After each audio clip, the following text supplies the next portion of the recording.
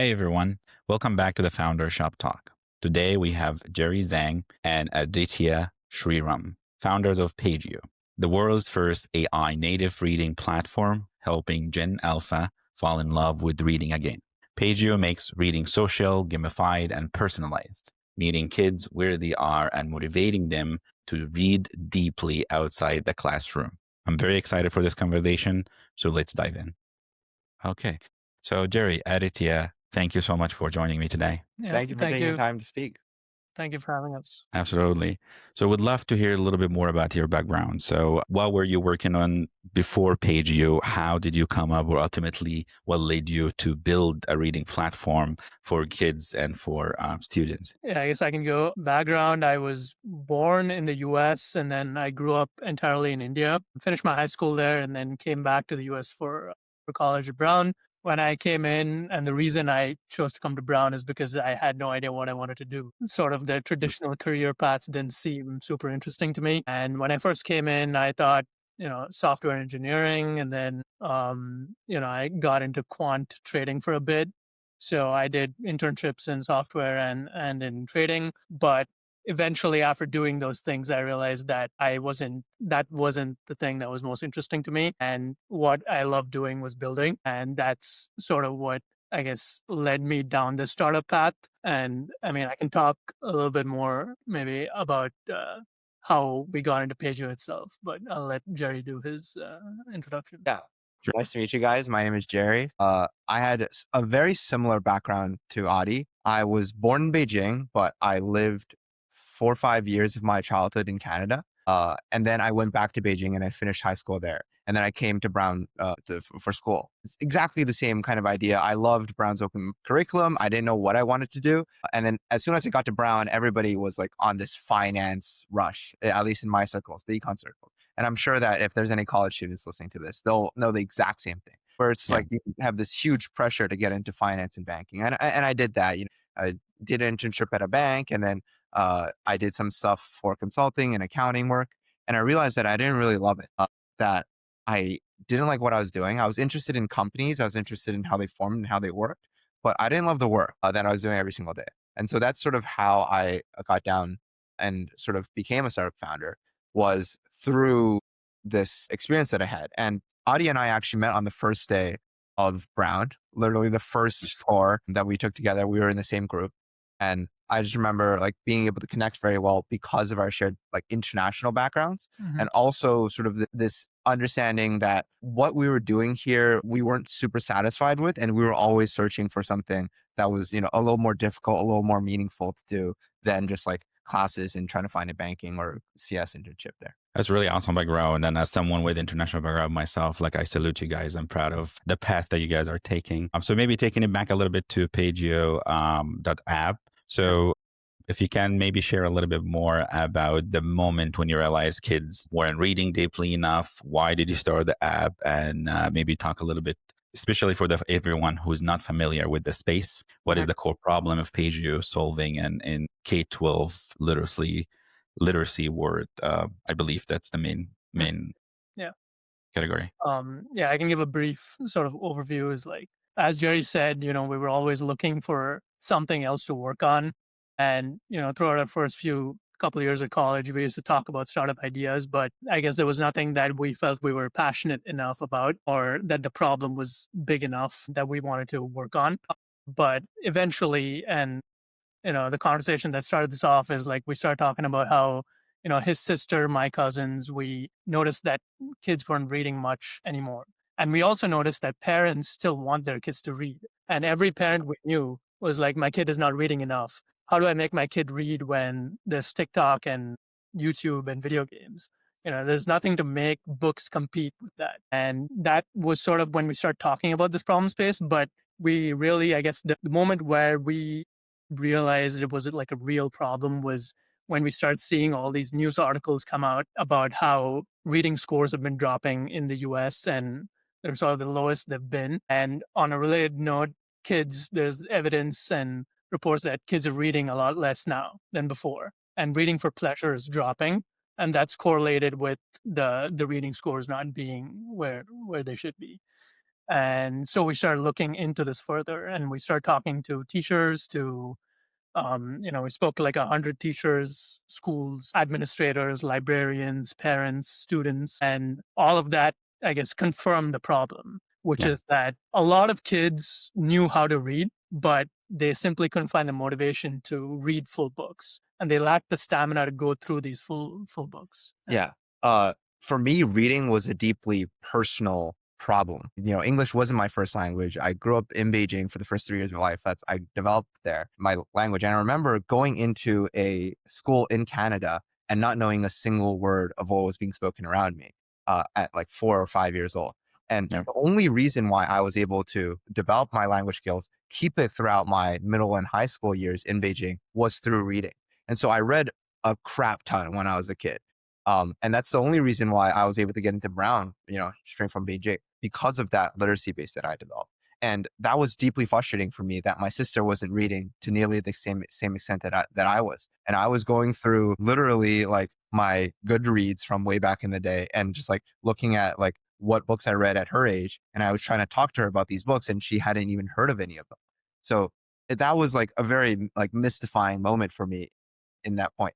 The real, I think, spark that I was like, okay, this is a huge problem is when we talked to those teachers. When we talked to those teachers, every single teacher told us that literacy was a huge problem that they were facing, that literacy not only impacted grades of English grades, but they impacted math grades as well, because students weren't able to understand logical flows of math problems because they didn't know the sentence structures and how to digest them in an efficient way and across the subjects. It was really a moment for me where I was like, oh, reading is actually this basic unlock that we all have to do in order to access the world. And now we have to read more. I want to add something that in the reading world, in the K-12 reading world, there's really two problems. The first problem is that there are students who just don't know how to read, that it's hard for you to teach them how to read. And then there are students who know how to read, but don't like reading. In the first group, the space is very saturated. There's a huge debate. I mean, you can look into this afterwards. The listeners can look, and there's this like lawsuits are flying around about how we teach kids to read across America, and it's this huge thing. And there's a bunch of companies sort of coming in and trying to teach kids how to read in like the K-3 grade age ranges. And then you have kids that know how to read but don't know how to read full books and don't have the stamina to read full books. And that's usually starting from 4th grade and above. And in that space, there's really nobody, because it was so inefficient to develop a reading buddy using manual tools. We went, as a part of our initial thought, we kind of tried to understand, why hasn't this problem been solved before? Like, why hasn't anybody else built a reading companion?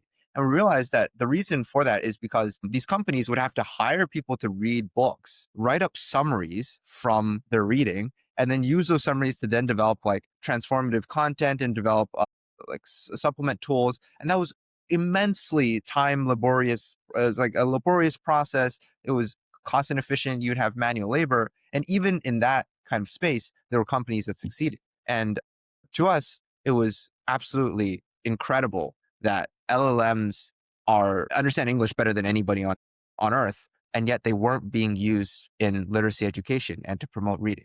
And so we were just like, okay, we have to build something in this space. Awesome. I love the older brother origin story, and I love your approach. And from what I understand, also what you're trying to do is also making reading social, gamified, and actually fun. So can you maybe talk a little bit more and walk us through what a student experience on Pagio looks like? Yeah.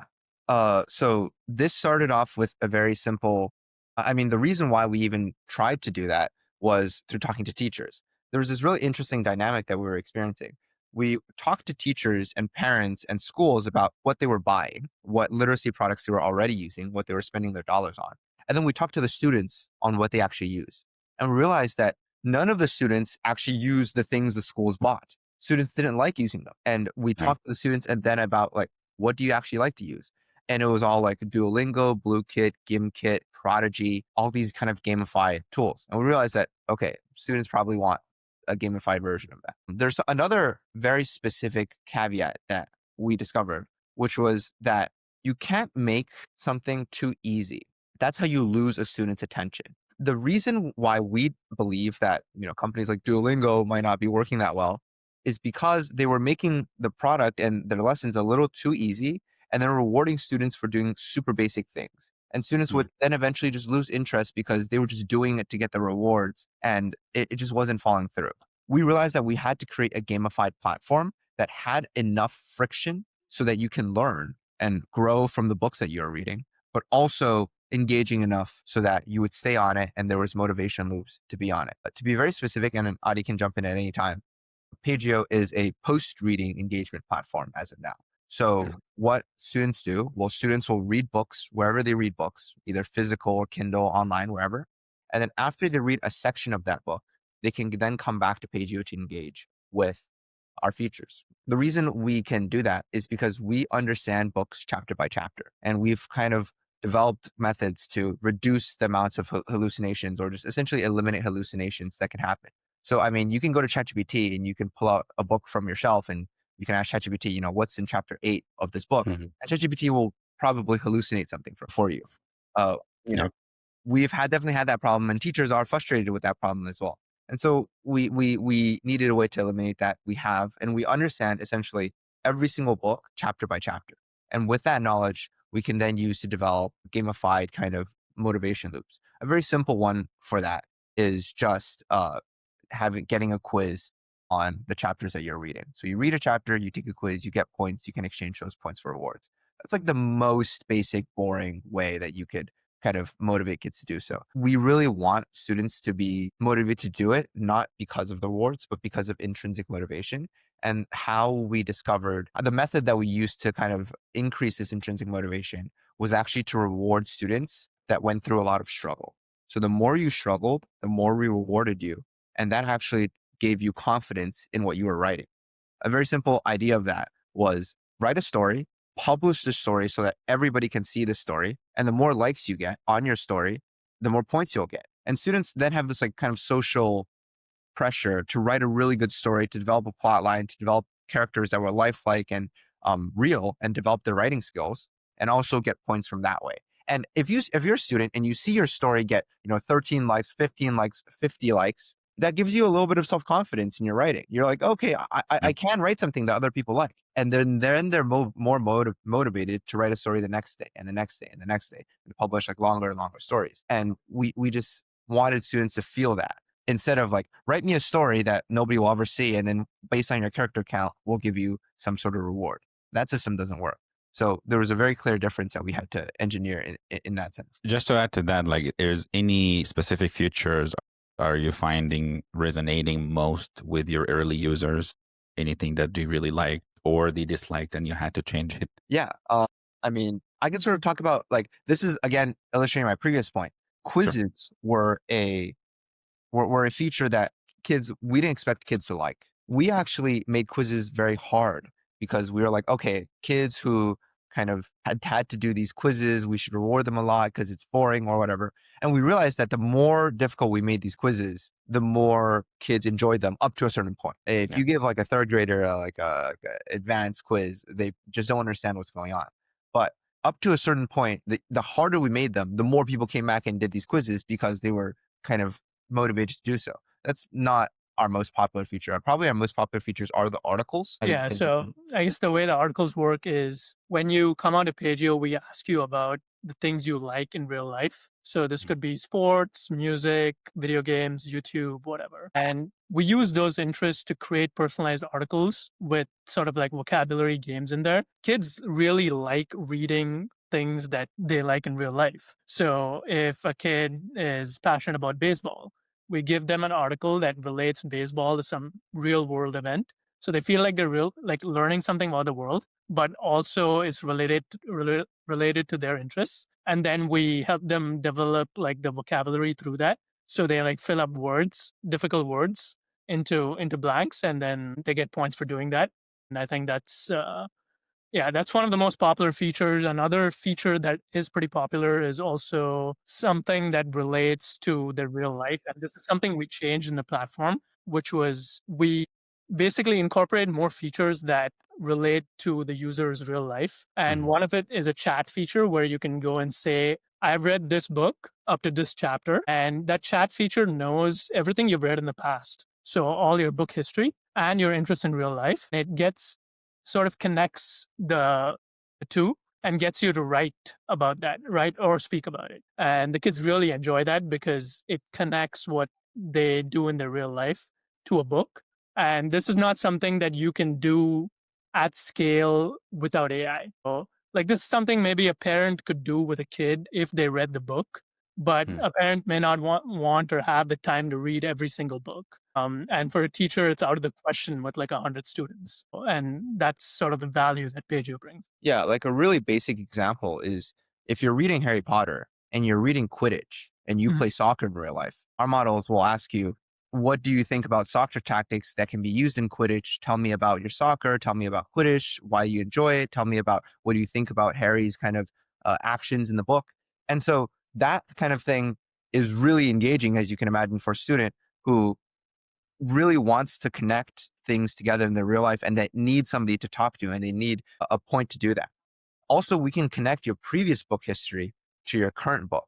So let's say you're reading books in a series and, the previous book is, and there's a plot line and then the plot line gets extended to have a conversation about that right after you read the chapter. So you read a big plot twist in the chapter and then you're like burning to talk to somebody about it, but your parents are busy, your teachers like talking to some other students are reading their own books, whatever. You can now talk to Pagio about this huge plot twist and how it connects to the previous book and how it's all stringing together. And our model has knowledge of all of that. And so we're able to do that at scale for everybody. We've even seen teachers use this. The teachers that we onboard, we're really onboarding their students. Teachers are now like, chatting with the books they're reading and then chatting with books that their students are reading to try to understand how to teach the class. We've had parents sort of tell us that, please send us like a message every single day with like 5 questions to ask my child before bedtime, because like, I don't know what they're reading, but I really want to engage with them. So, you can sort of hack that for us and like give us questions that we can ask them so that we can like kind of stimulate a conversation there. So it's a really cool thing to delve into when you actually know somebody's interest in real life. That's really awesome. I can really hear your passion about reading, you guys. So if we can maybe talk a little bit about the market specifically and having read your awesome pitch slides as well. So you're targeting the 6.6 billion US K-12 literacy market, as I understood. So why does this moment matter for improving reading engagement? And what do you think you and the team like uniquely can bring into the market? What makes you unique as an app? As you mentioned, there may not be a lot of other competition, but if you can talk a little bit more and share about that more, I think that would be great. Yeah, I mean, Adi, you can sort of talk about this, but I have just one thing to say right before that is when we were talking to you, that's sort of our initial plans. When we first started building something like this, we really wanted to build a book buddy for everybody in their pockets. And we only started with 4 to 8 because there's a limited library of books, if you will, that students from grades 4 to 8 will read. So if we process 3,000 books, that covers 99% of what students read in that age range. As we get to the teens, as we get to high schoolers, as we get to college students and adults, that library of books just grows exponentially larger and it'll be much harder for us to tackle initially. That's sort of the 6.6 is really our initial market that we want to drive into. And then we really hope that that expands down the line. But in terms of what specifically we bring to the market in itself, I mean, you can. Yeah. I guess in the K-12 literacy space, I mean, there are a few giants. An example is Newseller or Accelerated Reader by Renaissance Education. So these companies basically operate in a way where like they get into school districts and they sign like years-long contracts. And because of that, their incentive to innovate is very less. And it's hard for new startups, incumbents to come in and break into the market. So there's not much competition. These products have almost been the same for like a decade or more. And I mean, no one likes the product, but it's also the only product available. So they will use it. Like the teachers are like okay with the product, but they also don't like it because it doesn't work. And then the students like really just don't like the product. So I think one major thing we have on our competitors is the kids or users actually like the product and they're coming back voluntarily. So like the way it's set up right now, we're giving this out to schools, but it's not part of the curriculum in any way because we realize that if we try to make it part of the curriculum, if we try to include too much assessment in there, these kids already feel like they're being assessed too much. And if you try to do that, you're going to lose them. So we ask the teachers to set them up in class, set up their accounts, and then the kids just use it on their own time. So this could be before school, during like free time in school, or after school. And the kids are going there and doing it because they like doing it. And I think that is one major thing. And also the fact that we are close enough in age to our users that we have grown up in the age of the internet, video games, social media, and we understand these distractions, and we understand how to create a product that will actually work to engage these kids. Yeah, it's laughably like simple unlock, which is that for decades and decades, edtech tools have been designed for administrators. Every single edtech VC that we've talked to has given us sort of the same blueprint, which is that, okay, you design something for administrators, the adults in the room get really excited about the product, they'll pay for the product because that's eventually where the money comes from. And whether the students really use that product is not really an issue. There's even like a coined term, I believe, in edtech, which is like the 5% or 10% problem, which is that only a tiny number of students actually use any particular edtech product in a classroom, and most of the students don't even care. And to us, that's the wrong way to go about building a product and a business. You want your users to love the product so much that they then tell their parents, "Hey, mom, hey, dad, this is really getting me to read. First of all, can you buy me these 3 books that I'm really trying to get into? And secondly, can you pay for Pagio so that I can continue using it at home?" And so that's really the angle that we're taking, that we just think is different from everybody else. There's another thing that I think literacy companies or modern literacy companies don't really understand, the current ones, which is that kids don't hate reading. All these companies treat reading as if it's some sort of like taboo subject, where it's like they operate under the assumption that kids really hate reading, and then now we have to like get them out of that ditch and change their mindset.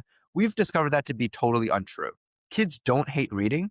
They just love to connect with other students way more than they like reading.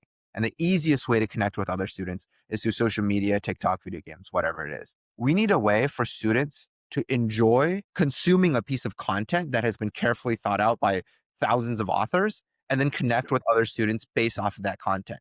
Really, it's really a Netflix styled model where it's like you create a very beautiful piece of content, and then now the whole world is talking about the new TV series or Stranger Things or whatever it is. We want to have that same effect on books. And the books has the potential to have that kind of market all over the US. It's baffling that that's not happening. Like nobody's really at real mass scale among students, at least, talking about certain like books that are coming out. There have been books that have gone viral though. And that's the really interesting thing. I don't know if you remember, but during COVID, there was this huge wave called book talk on TikTok, where students would share books. People would share books that they're reading and like connect over books and make reels about books. Like there's potential for kind of viral growth in the book sector. It's just not happening. Some certain series, Dogman, Wings of Fire. If you're a teacher or a parent of a middle school kid, you'll know exactly what I'm talking about. These kids love these series of books. And the only reason they do is because all of their friends have read it.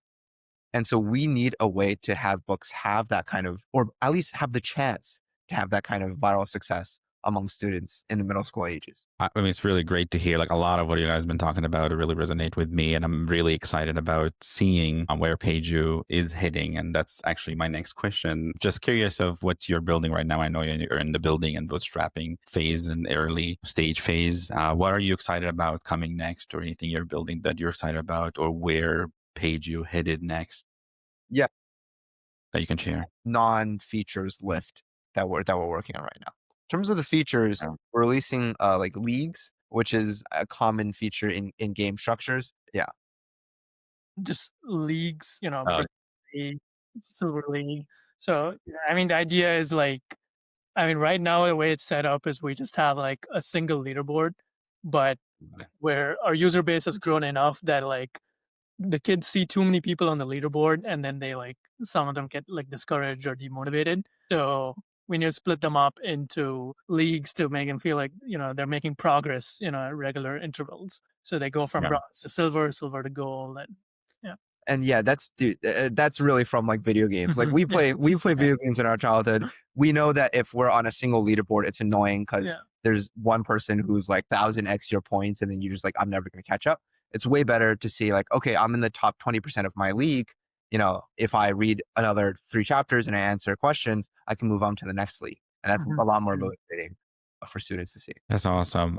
I think this has been such a great conversation. Pagio, I think, is tackling one of the most important challenges in education at the moment with AI and everything that's going on at the moment.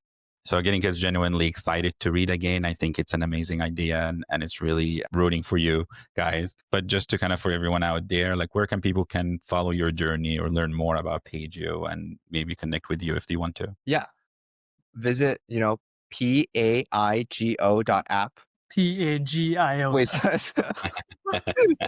Pagio.app, sorry. Pagio.app. We're probably going to have a social media presence in the next week. Yeah. We're really trying to reach parents. I think for any parents who are listening, we can get your student or kid to read more. And I think that's a very clear value prop that you might be interested in understanding. For any school that's out there, sorry, I'm going to cut it a little bit. We didn't explain a very core part of our business model, or did we? We're giving this to free for schools. That's really how we're looking to. You use it at school for free during school hours. So from 8 a.m. to 3 p.m., you get it for free. And to access premium features, access more rewards, access more interesting social engagement features, and access at home, your parents will have to pay a small subscription fee to do so. So for schools, it's also a very clear value prop, which is we get your students to read more during school hours. Your teachers can use this to track their students' reading for free. You get access to basically Goodreads for students, by students, all of that for free. Adopt Pagio, and then we're able to then access our true customer base, which is our parents, after that, through that. So for schools who are listening, we can get your students to read more. So absolutely. Just on a side note, is it okay to keep the spelling error in the recording? Because I think it's hilarious. We're talking about a reading app. Pagio. So it's good. It'd be great if you could just like type it on the screen. I don't know. Will do. I'll type it with the error and then fix it. Yeah. Absolutely. Awesome. Well, thanks again for joining us. And for everyone's watching, please don't forget to like, subscribe, and also check out the links below. We will add the Pagio.app as well, links and the links too for everyone want to learn more. And we'll see you in the next episode of Founder Shop Talk. Yes. Thank you. Please comment. It helps.